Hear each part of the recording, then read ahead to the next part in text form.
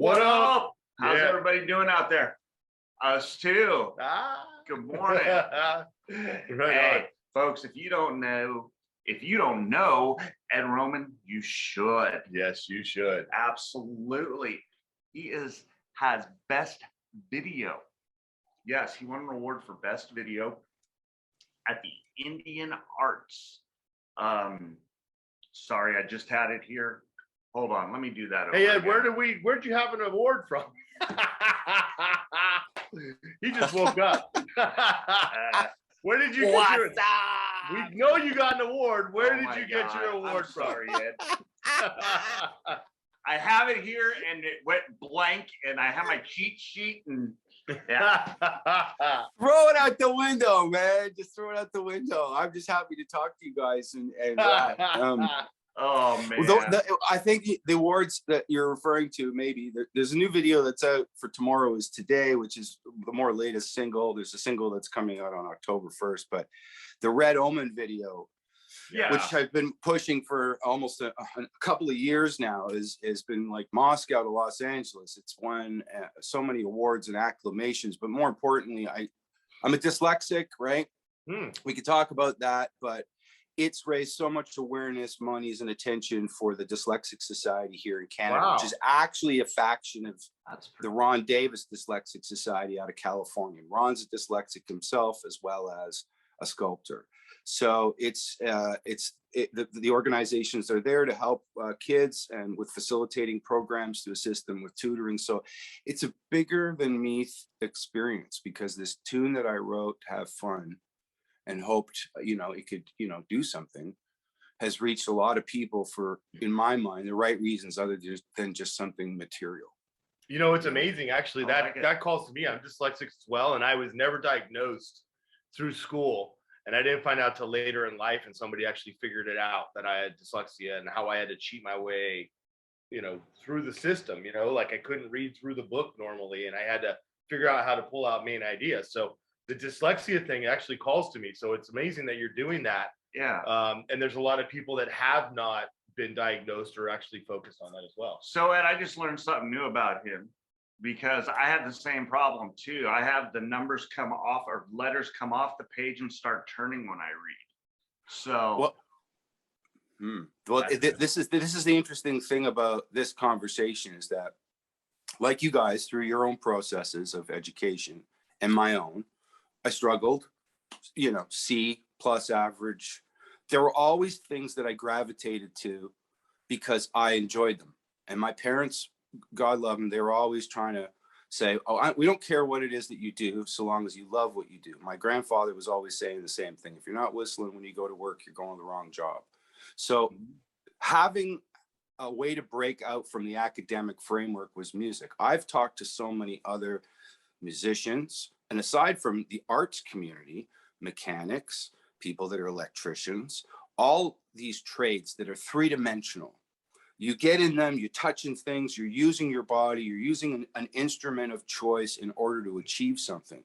And the academic framework of things doesn't usually allow that to circumvent the information. It's flat, it's very two-dimensional, it's in a book, it's a text. Nowadays, everything's on computer blackboards and all this stuff. Right. I mean, that's a whole other thing. But what I've come to understand, like you guys, you're saying, well, I know I'm this, or mathematically, I mean, I've had robust conversations with like the heads of special education, even at the University of Toronto, and even in a small documentary I made. And she said, like a good portion of the population is learning disabled, but by saying that, it's putting a label on them.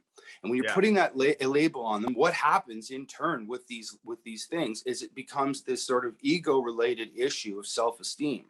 And it makes it hard for you to take the proverbial jump, to be heroic about those approaches. But when you have something, so often these conversations come up. They say, well, yeah, when I got out of school and started working with my hands, I then started to read about, carburetors and stuff, and they did their own research to get to where they needed to be. That's because their mind was activated by their passion.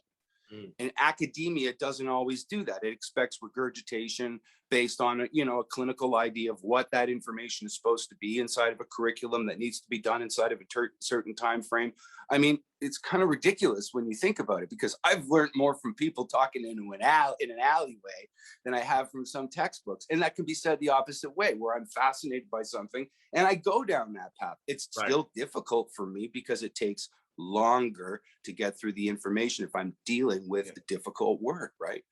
I could go on and talking about it, but music. Well, and how does that translate to you being a musician? Like, how, I mean, you said you got into your passion. It's like we get into our passions even though we have a learning disability. Like, how did you become into being a musician and then also having to deal with that as yourself? That's a big question too. It's both. It's like, I mean, again, I'm going back to my family because it was always passion. My dad was a politician, and I don't want to use that word because he hated to use that word. He was a public servant. With that said, my dad was the mayor of our township for over 30 years. He was police commissioner for 14. He was chairman of York Region for 6. He was also the first coalition candidate ever in the history of Canadian federal politics. Ran in our region as an independent because both parties had incredible disdainment for their leaders, and he won. And he did this while having multiple sclerosis and eventually succumbing to a brain tumor. But the reason that he got up every day is because he felt his job was important to serve the public. And so I saw that in that aspect of my life, and I saw it in farming. I saw it in music enthusiasts in my family, like sitting around the dinner table in the 1970s. If you could remember all the lyrics to a tune or a TV show, you'd be like testing each other and even fighting over the record player, or like, oh my God.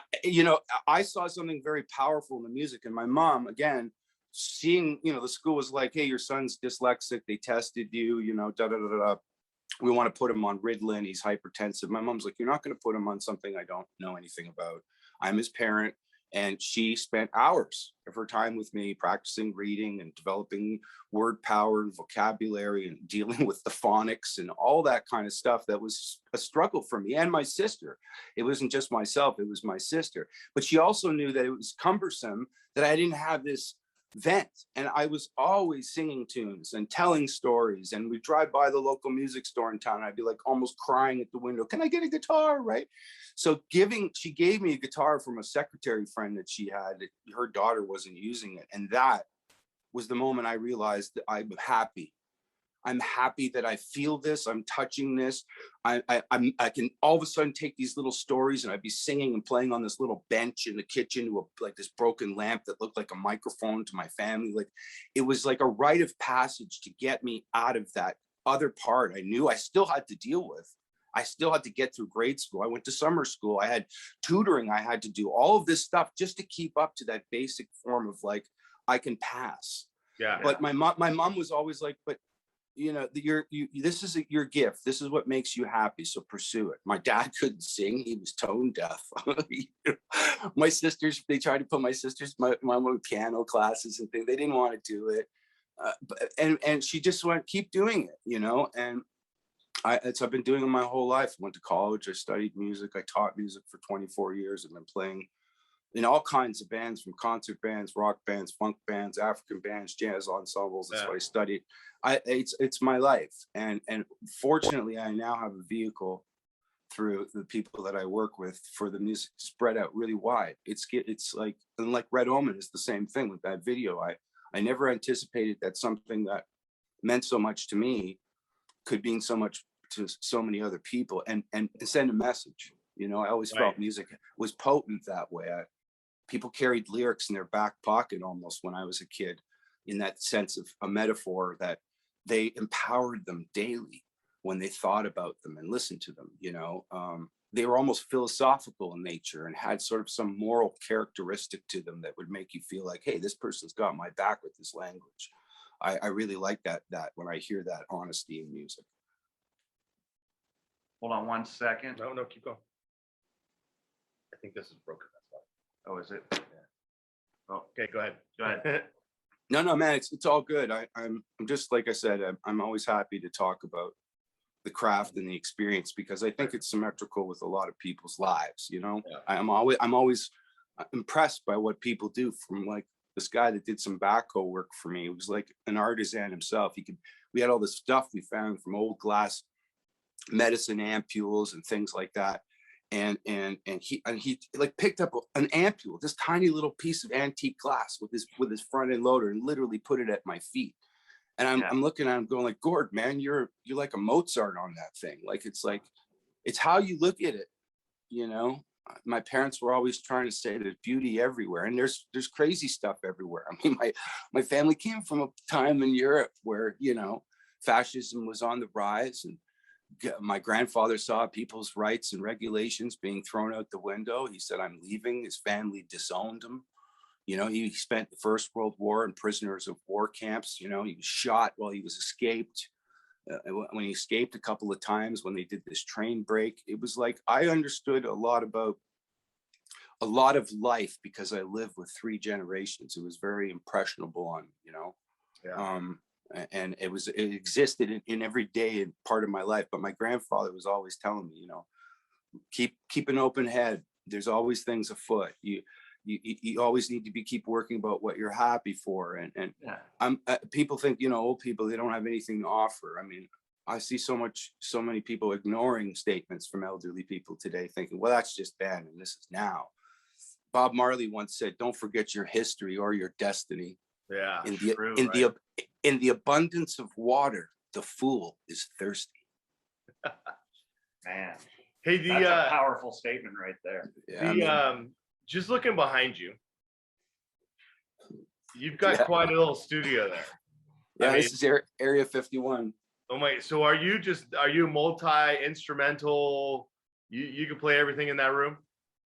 Yeah, I mean, I don't like to. I'm not.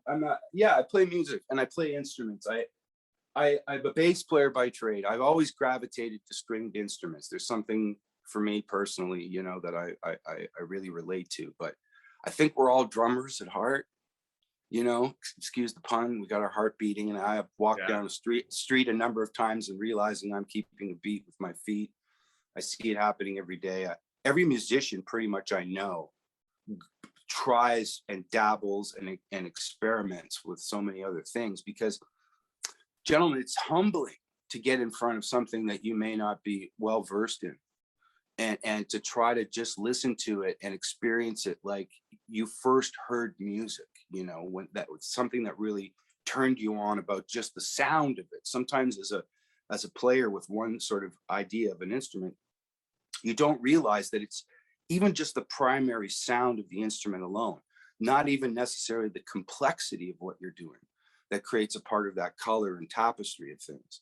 So I've always had the luck of having friends that either had the jam spaces in their basements where we would all mess around and do stuff like that together and record. Yeah. And then also my parents, like some of my friends' parents, would let it happen. We'd set up jam rooms in basements. We'd jam for March break. We'd rent recording equipment, record all these songs that we were writing. That was our, again, rite of passage. Like, we created something. We did this together, out of nothing, just because of these. So I'm always doing it. I mean, and I'm always challenging myself in some kind of way to when I'm doing that. And I like it, as I say. Then it shows me other things even about my own experience that I miss. Yeah. So I welcome it.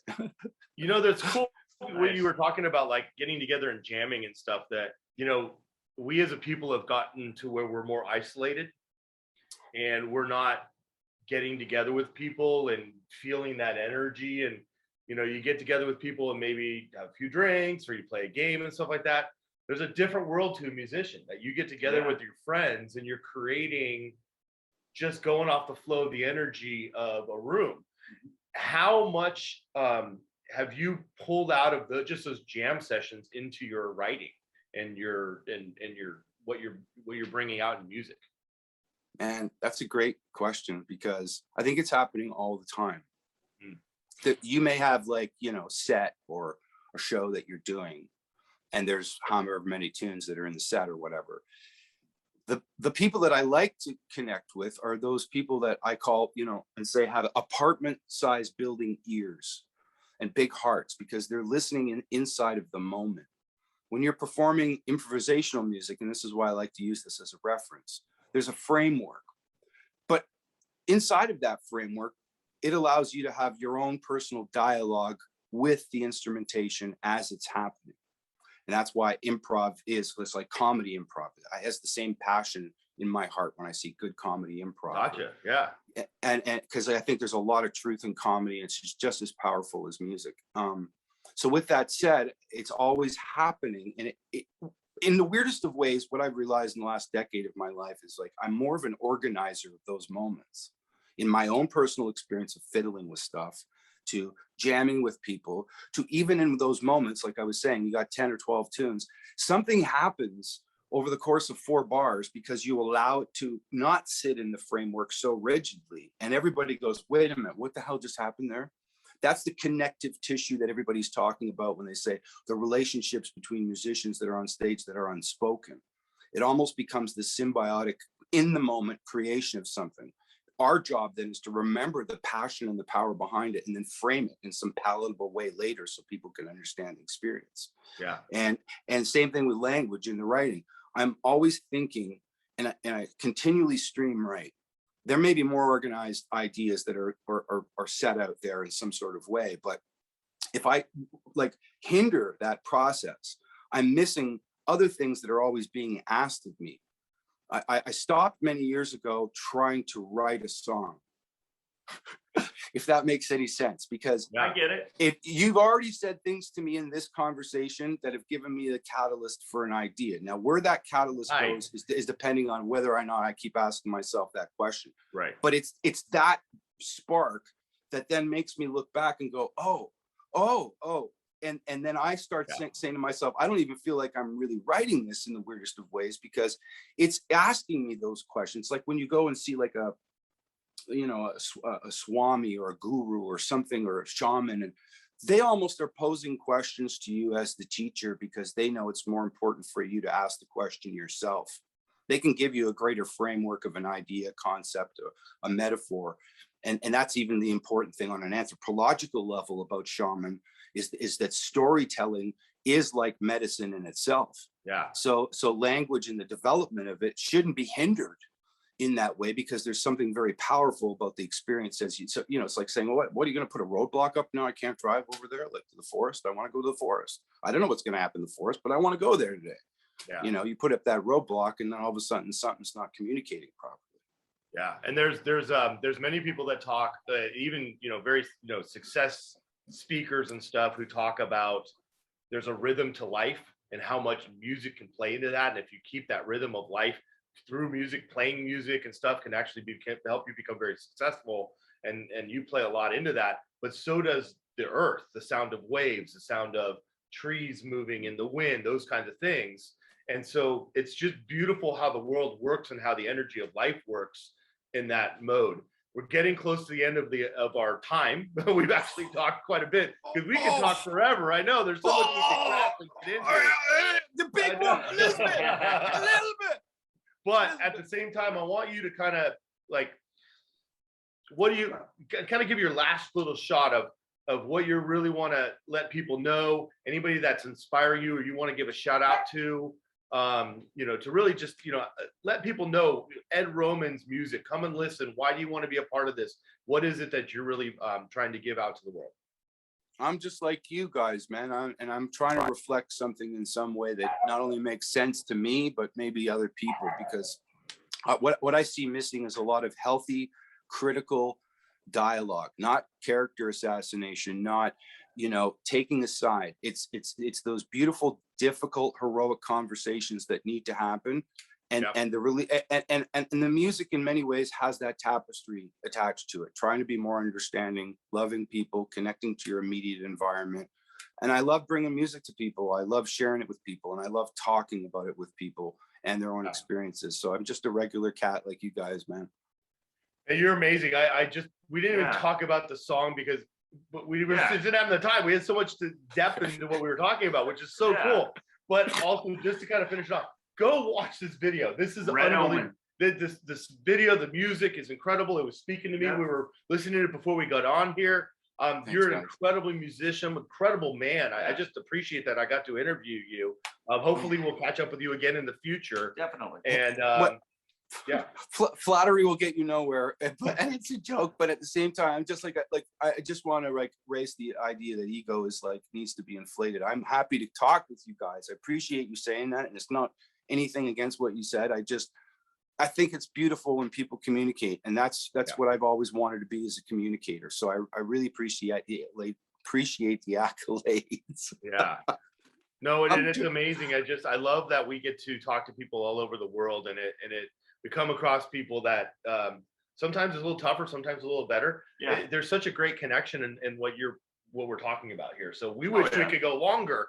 But we do have time frames. So. And a quick shout out from us to Anchor by Spotify, who is our sponsor. Right. Thank you guys. We appreciate you. Yes. Ed, thank you very much, sir. We really appreciate it. Folks, just in case you didn't know, first place in the Amachil Short Film Festival. Best Music Video, South Indian Art, Culture, and Film Awards. I spit it out. I got it. My screen didn't go blank. So bonus. All right. We got it out that time. Ed, my friend, it's a pleasure. Hopefully one day you come out, you're touring, I catch you, we get to meet in person. Definitely. You're awesome, Ed. What up? Thank you so much for coming on. Anytime, guys. Pleasure. Love to come back. Thanks for having me. All right. Have a good one, Ed. Ciao, guys. Bye-bye. Bye, man. Bye.